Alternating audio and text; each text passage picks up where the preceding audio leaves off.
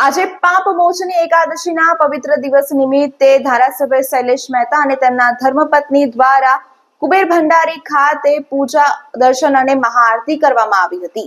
દર્ભાવતીના ધારાસભ્ય શૈલેષ મહેતા અને બ્રહ્મશક્તિ જાગૃતિ મંચના પ્રમુખ વીનાબેન શૈલેષભાઈ મહેતા દર એકાદશીએ યાત્રાધામ એવા કરનારી કુબેર ભંડારીના દર્શનનો લાભ લઈ નગર તેમજ પરિવારની સુખ શાંતિ માટે પ્રાર્થના કરતા હોય છે।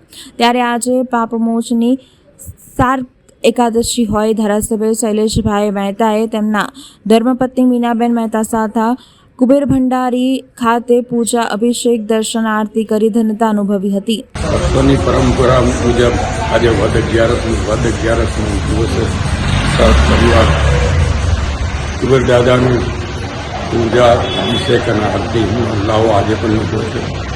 આજે ખાસ કરીને પાપ મોચીને અગિયારસ અને આ અગિયારસનું મહાત્મ્ય છે કે જાણે અજાણે થયેલા પાપોમાંથી મુક્તિ મળે છે।